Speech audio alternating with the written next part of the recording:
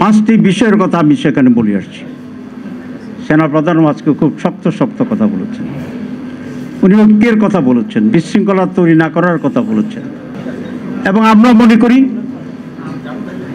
বাংলাদেশকে যদি আজকে সঠিক লক্ষ্যের দিকে আগুতে হয়, বাংলাদেশের স্বাধীনতা, সার্বভৌমত্ব, মানুষের অধিকার, এটিকে যদি আসলে আমরা অর্জন করতে চাই, তাহলে আজকে ঐক্যের কোনো বিকল্প নেই, ঐক্যবদ্ধ জাতির কোনো বিকল্প নেই। যারা দলের স্বার্থে কাজ করে, নিজের জন্য কাজ করে, দল কানা রাজনীতিকে আজকে আমাদেরকে পরিহার করতে হবে, তাদেরকে এই দেশের জন্য অনুপযোগী ঘোষণা করতে হবে। আজকে প্রয়োজন হচ্ছে নৈতিকতা সম্পন্ন, চরিত্রবান, দেশপ্রেমিক, আত্মত্যাগী নেতৃত্ব, সাহসী নেতৃত্ব। এই জন্য আমি বলে আসছি যে পাঁচটি বিষয়ে আমাদের ঐক্য থাকতে হবে। এক, বাংলাদেশের স্বাধীনতা, সার্বভৌমত্ব। দুই, ইফেক্টিভ ডেমোক্রেসি, সাস্টেইনেবল ডেমোক্রেসি। তিন, ফেয়ার, পার্টিসিপেটরি, অবাধ, সুষ্ঠু নির্বাচন। পাঁচ, দুর্নীতিমুক্ত বাংলাদেশ। ছয়, নৈতিকতা এবং আলোকিত সমাজ গঠনের প্রক্রিয়া এবং উদ্যোগ। এই কয়েকটি বিষয়ে কারো দ্বিমত করার কোনো সুযোগ নেই প্রকাশ্যে। যারা এখানে ঐক্যমত্য নয় তারা বলুক যে আমরা স্বাধীনতা চাই না, তারা বলুক আমরা গণতন্ত্র, টেকসই গণতন্ত্র চাই না, তারা বলুক আমরা সুষ্ঠু নির্বাচন চাই না, তারা বলুক আমরা দুর্নীতিগ্রস্ত বাংলাদেশ চাই, তারা বলুক আমরা অনৈতিক বাংলাদেশ চাই। এই সাহস যদি বলার না থাকে, তাহলে এই কয়েকটি বিষয়ে সকল দলকে, বুদ্ধিজীবীদেরকে, স্টেক হোল্ডার্সদেরকে আজ একই প্ল্যাটফর্মে এসে জাতির কাছে অঙ্গীকার করার জন্য আমি আহ্বান জানাচ্ছি। আমরা অঙ্গীকার করে হাতে হাত ধরে বিএনপি, জামাত ইসলামী, অন্যান্য ইসলামী দল, বাম রাজনীতি যারা করেন, আমরা মনে করি বাংলাদেশের সকল মানুষের রাজনীতি করার অধিকার আছে। যারা আজকে নতুন দল আত্মপ্রকাশ করছে আমরা শুনছি, আমরা তাদেরকেও ওয়েলকাম জানাই। কিন্তু এই পাঁচটি ছয়টি বিষয়ে আমরা আসুন একটি প্ল্যাটফর্মে দাঁড়িয়ে জাতির কাছে অঙ্গীকার করি এবং ব্যক্তিকে, দলকে, নিজেকে, নিজের কর্মীদেরকে, মানুষকে আমরা কয়েকটি বিষয়ে না বলার জন্য ঐক্যবদ্ধ করি যে আমরা চাঁদাবাজি করব না, নো টু চাঁদাবাজি। এটা কোনো দলের বিরুদ্ধে কথা নয়, এটা কোনো দলের পক্ষে কথা নয়।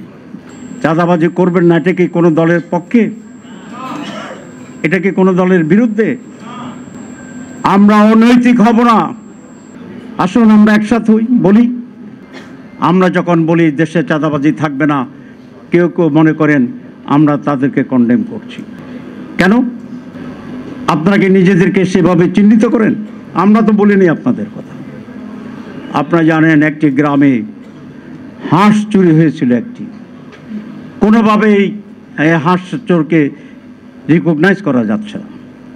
জুমার দিনে ইমাম সাহেব খুতবায় বললেন, যিনি হাঁস চুরি করেছেন তার চুলের ভিতরে হাঁসের একটা পালক দেখা যাচ্ছে। হঠাৎ করে এক ব্যক্তি মাথায় হাত দিছে। তাহলে চোরকে প্রমাণের দরকার আছে? আমরা যখন বলি চাঁদাবাজি করবেন না, আপনারা চুলে হাত দেন কেন? আপনারা মাথায় হাত দেন কেন? আর যদি এটাই আপনাদের কথা হয় তাহলে বলুন জাতির কাছে। সে সাহস তো নাই। আমি বক্তৃতা লম্বা করতে চাই না। এটা জামাত ইসলামীর জন্য নয়, এটা দেশের জন্য আজকে প্রয়োজন। চেঞ্জ, পরিবর্তন আনতে হবে এই দেশে, এবং সেটা পজিটিভ পলিটিক্স। পজিটিভ পলিটিক্স, অন্যকে গালি দিয়ে রাজনীতিতে মানুষের হৃদয় অর্জন করা যায় না। রাজনীতি হচ্ছে একটা সফিস্টিকেটেড জিনিস, একটা উন্নত মানের কাজ। এখানে গালি আসবে কেন? এখানে মিথ্যাচার আসবে কেন? এখানে অন্যকে দাবি দেওয়ার জন্য হিংস্রতা এবং শক্তির প্রয়োগ হবে কেন? এই সকল কিছুই তো আজকে বাংলাদেশের প্রধান সমস্যা হচ্ছে রাজনীতি। আমি এই জাতিকে আহ্বান জানাবো, একটিবার আপনার এই সমস্ত নেগেটিভ অপরাজনীতিকে পরিহার করুন, প্রত্যাখ্যান করুন। নৈতিকতার ভিত্তিতে, আদর্শের ভিত্তিতে, চরিত্রের ভিত্তিতে, সততার ভিত্তিতে, দেশপ্রেমের ভিত্তিতে, আত্মত্যাগের ভিত্তিতে, ব্যবসা নয় সেবা, এর ভিত্তিতে যে রাজনীতি, সেই রাজনীতিকে একবার ইয়েস বলুন। এর বিপরীতে যত রাজনীতি, তাকে নো বলুন। তাহলে বারবার প্রতারিত হওয়া, বারবার আমাদেরকে আমাদের অধিকার থেকে বঞ্চিত থাকা, বারবার বাংলাদেশের স্বাধীনতা নিয়ে যে খেলা, বারবার আমাদের নিরাপত্তাহীনতার যেই দগ্ধ পরিবেশের ভিতরে আমাদেরকে অবস্থান করা, সেই সকল কিছু থেকে আমরা পরিত্রাণ পাব। আমরা 5ই আগস্ট বলেছিলাম, এক সমৃদ্ধ বাংলাদেশ, এক নতুন বাংলাদেশ, এক অধিকারের বাংলাদেশ তৈরি হবে। সেই নীতিকে আফল করে আসুন আমরা সেভাবে অগ্রসর হই। যারা এই সততা রাজনীতির দাবি করেন, আদর্শের রাজনীতির দাবি করেন, তাদের আজকে এক মহান দায়িত্ব অর্পিত হয়েছে। মানুষ আমাদেরকে ভালো বলছে, আমাদের মিটিং আসছে, দিস ইজ নট এনাফ। যতক্ষণ না সত্য তার দৃঢ় ভিত্তি নিয়ে প্রতিষ্ঠিত না হবে, ততক্ষণ আপনাদেরকে ঘুমানো যাবে না। আপনাদেরকে সহজতার দিকে যাওয়ার কোনো সুযোগ নেই। সত্য প্রতিষ্ঠার সংগ্রাম সহজ কোনো সংগ্রাম নয়।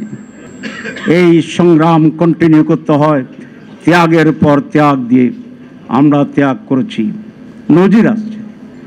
আমাদের বড় বড় নেতারা ফাঁসির মঞ্চে চলে গেছেন হাসি মুখে। শাহাদাতের ফাঁসির মঞ্চে যাওয়ার আগে ওই সমস্ত মর্দে মুজাহিদেরা জিজ্ঞাসা করেছিল, আমি কোন ড্রেস পরে যাব। মর্দে মুজাহিদেরা জিজ্ঞাসা করেছিল, আর কতক্ষণ আছে আমার ফাঁসির রায় কার্যকরের? আমি আধা ঘন্টা রেস্ট নিয়ে নিই, ঘুমাই পড়ি। এইরকম দুঃসাহসী নেতা রাহাবারদেরই আমরা উত্তরসূরি এবং কর্মী।